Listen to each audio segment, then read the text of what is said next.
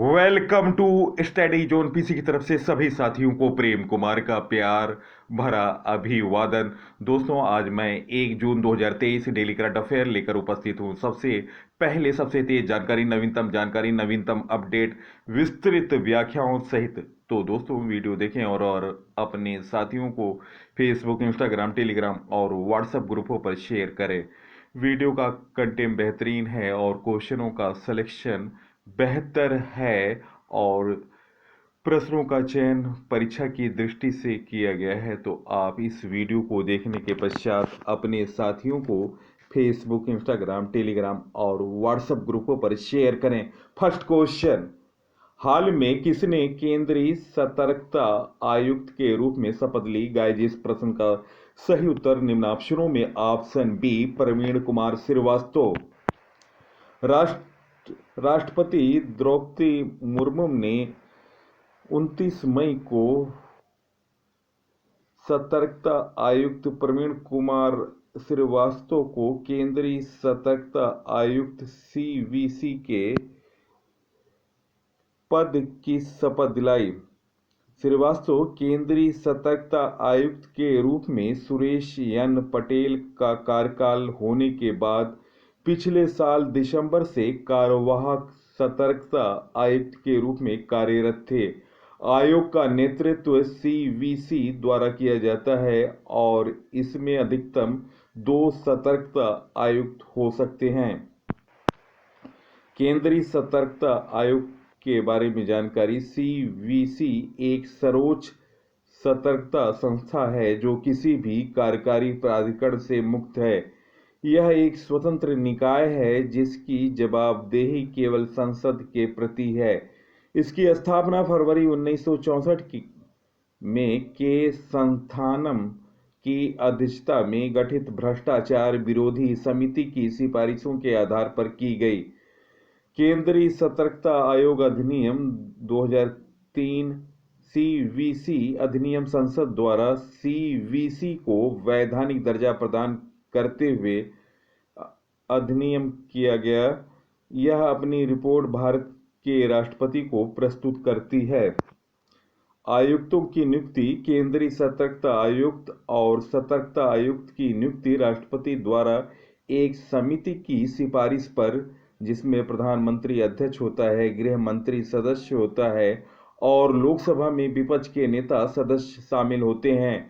इनका कार्यकाल 4 वर्ष या 65 वर्ष, दोस्तों जो भी पहले हो, के लिए होता है। हाल में नई नियुक्तियां। केवी विश्वनाथन और प्रशांत मिश्रा ने सुप्रीम कोर्ट के जज के रूप में शपथ ली। डीसीआई ने प्रमोद भसीन को अपना नया अध्यक्ष नियुक्त किया। पेट्रोलियम और प्राकृतिक गैस नियामक बोर्ड का अध्यक्ष एके जैन को नियुक्त किया गया। अखिल भारतीय नाट्य परिषद का अध्यक्ष प्रशांत दामले को चुना गया। न्यूयॉर्क पुलिस विभाग में सर्वोच्च रैंकिंग वाली दक्षिण एशियाई महिला प्रतिभा भुल्लर बनी। सीबीआई का नया निदेशक प्रवीण सूद को नियुक्त किया गया, जिन्होंने 25 मई को अपना कार्यभार संभाला। राजीव धर को राष्ट्रीय निवेश और अवसंरचना कोष NIIF का अंतरिम सीईओ नियुक्त किया गया। कोलकाता के एसएमपी बंदरगाह के नए चेयरमैन रथेंद्र रमन बने। बैडमिंटन एशिया ने उमर रशीद को तकनीकी अधिकारी समिति का अध्यक्ष नियुक्त किया। दिनेश को दोस्तों 2023-24 के लिए CII के रूप में अध्यक्ष नियुक्त किया गया। सुमन शर्मा ने यूपीएससी सदस्य के रूप में शपथ ली। Internet and mobile association of India के नए चेयरपर्सन हर्ष जैन बने। एस वैद्यनाथन को मद्रास उच्च न्यायालय के कार्यवाहक मुख्य न्यायाधीश के रूप में नियुक्त किया गया। बास्केटबॉल फेडरेशन ऑफ इंडिया के अध्यक्ष के रूप में डॉक्टर के गोविंद राज को चुना गया। नेक्स्ट क्वेश्चन, हाल में न्यायाधीश रमेश धानुका किस हाई कोर्ट के मुख्य न्यायाधीश बने? गाइस, इस प्रश्न का सही उत्तर निम्नाक्षरों में option B, Bombay High Court. इस प्रश्न का सही उत्तर ऑप्शन बी। न्यायाधीश रमेश धानुका ने बॉम्बे हाई कोर्ट के मुख्य न्यायाधीश के रूप में शपथ ली। महाराष्ट्र के राज्यपाल रमेश बैस ने रमेश देवकी नंदन धानुका को शपथ दिलाई। वह 30 मई को 62 वर्ष की आयु प्राप्त करने पर सेवानिवृत्त होंगे और मुख्य न्यायाधीश के रूप में उनका दोस्तों कार्यकाल केवल 3 दिनों का रहा। न्यायाधीश एस.वी. गंगापुरवाला ने मद्रास उच्च न्यायालय के मुख्य न्यायाधीश के रूप में शपथ ली। नेक्स्ट क्वेश्चन, किस देश के पहले स्वदेशी यात्री विमान C919 ने अपनी पहली व्यावसायिक यात्रा सफलतापूर्वक कर ली? गाइस, इस प्रश्न का सही उत्तर निम्न ऑप्शनों में ऑप्शन ए चीन। चीन के पहले स्वदेशी यात्री विमान C999 ने अपनी पहली व्यावसायिक यात्रा सफलतापूर्वक पूरी कर ली। इसके साथ ही चीन ने पश्चिम प्रतिद्वंदियों बोइंग और एयरबस को टक्कर देने के लिए आधिकारिक रूप से नागरिक उड्डयन क्षेत्र में प्रवेश कर लिया। शंघाई के पूर्वी महानगर से बीजिंग के बीच C919 की पहली व्यावसायिक यात्रा चाइना ईस्टर्न एयरलाइंस द्वारा संचालित की गई। नेक्स्ट क्वेश्चन, भारत की जनगणना फॉर्म में कितने धर्मों का विकल्प किया गया? गाइस, इस प्रश्न का सही उत्तर निम्न ऑप्शनों में ऑप्शन ए 6। भारत की जनगणना फॉर्म में केवल 6 धर्मों के विकल्प होंगे। 6 धर्म हैं हिंदू, मुस्लिम, ईसाई, बौद्ध, सिख और जैन। कई समुदायों की मांग के बावजूद शरणवाद और लिंगायत धर्म को शामिल नहीं किया गया। झारखंड, छत्तीसगढ़ और उड़ीसा के प्रकृति पूजक आदिवासी शरणार्थ धर्म को एक अलग धर्म के रूप में शामिल करने की मांग कर रहे थे। कर्नाटक के कुछ लोग भी लिंगायत धर्म को अलग धर्म के रूप में शामिल करने की मांग कर रहे थे। नेक्स्ट क्वेश्चन, हाल में रेशप तैयब ने किस देश के राष्ट्रपति का चुनाव जीता? गाइस, इस प्रश्न का सही उत्तर निम्न ऑप्शनों में ऑप्शन ए तुर्की।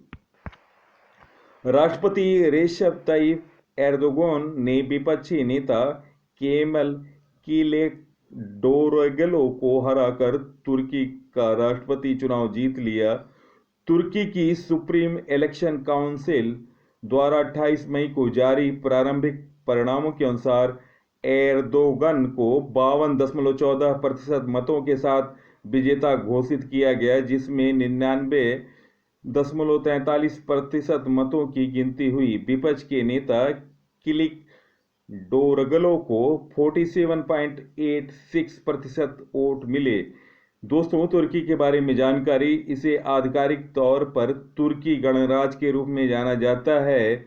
यह एक अंतर महाद्वीपीय देश है जो मुख्य रूप से पश्चिमी एशिया में अनातोलियन प्रायद्वीप पर स्थित है। तुर्की की राजधानी अंकारा है, मुद्रा लीरा है। हाल में नियुक्त राष्ट्रपति व प्रधानमंत्री तैयब एर्दोगान तुर्की के राष्ट्रपति चुने गए। योनिस सरमास को ग्रीस का कार्यवाहक प्रधानमंत्री चुना गया। लुदीविक ओडेयर ने स्लोवाकिया के केयरटेकर प्रधानमंत्री के रूप में पदभार संभाला। सांतियागो पेना ने पैराग्वे के राष्ट्रपति का चुनाव जीता। मिगेल डियाज कानेल को दूसरे कार्यकाल के लिए क्यूबा के राष्ट्रपति के रूप में चुना गया। नेक्स्ट क्वेश्चन, हाल में किस राज्य ने प्रधानमंत्री जन धन योजना PMJDY का 100% कवरेज हासिल किया? गाइस, इस प्रश्न का सही उत्तर निम्न ऑप्शनों में ऑप्शन बी तेलंगाना। प्रधानमंत्री जन धन योजना के शुभारंभ के बाद से तेलंगाना राज्य के सभी वर्गों के लोगों तक बैंकिंग सेवाओं का 100% घरेलू कवरेज हासिल किया गया। विश्व की सबसे बड़ी वित्तीय समावेशन योजना प्रधानमंत्री जन धन योजना PMJDY की घोषणा प्रधानमंत्री ने 15 अगस्त 2014 को ऐतिहासिक लाल किले से की थी, जिसका शुभारंभ 28 अगस्त 2014 को पूरे देश में किया गया। तेलंगाना के बारे में जानकारी, यह उच्च दक्कन पठार पर दक्षिण मध्य भारत में स्थित एक राज्य है। यह क्षेत्रफल के साथ भारत का 11वां सबसे बड़ा राज्य है। तेलंगाना को 2 जून 2014 को आंध्र प्रदेश के उत्तर पश्चिमी हिस्से से अलग कर दिया गया और हैदराबाद को राजधानी बनाते हुए तेलंगाना का नवगठित राज्य बनाया गया। तेलंगाना की सीमा उत्तर में महाराष्ट्र, उत्तर पूर्व में छत्तीसगढ़, पश्चिम में कर्नाटक और पूर्व और दक्षिण में आंध्र प्रदेश से लगती है। 2019 तक तेलंगाना राज्य को 33 जिलों में विभाजित किया गया। गठन दोस्तों 2014 में किया गया तेलंगाना का। वर्तमान राज्यपाल हैं तमिलसाई सौंदरराजन। मुख्यमंत्री हैं के चंद्रशेखर राव BRS पार्टी से। राज्य विधानमंडल द्विसदनी है। विधान परिषद में 40 सीटें हैं। विधानसभा में दोस्तों 119 सीटें हैं। Rajya Sabha 7 seat, Lok Sabha 17 seat. उच्च न्यायालय तेलंगाना उच्च न्यायालय है।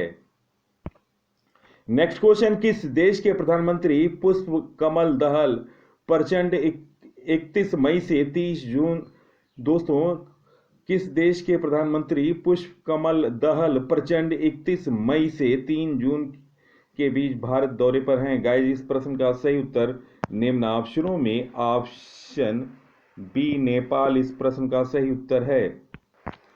नेपाल के प्रधानमंत्री पुष्प कमल दहल प्रचंड प्रधानमंत्री नरेंद्र मोदी के निमंत्रण पर 31 मई से 3 जून के बीच भारत के आधिकारिक यात्रा पर रहेंगे।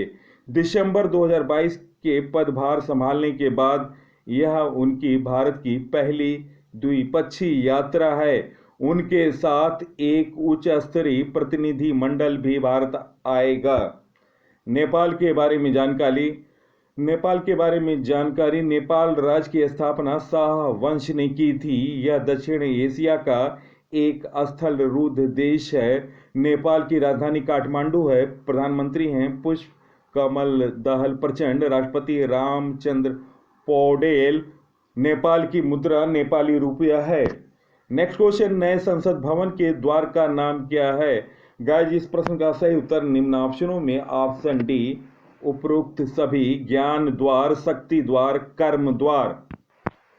नए संसद भवन त्रिकोणीय है और इसमें एक एक गेट है। इनके नाम हैं ज्ञान द्वार, शक्ति द्वार, कर्म द्वार।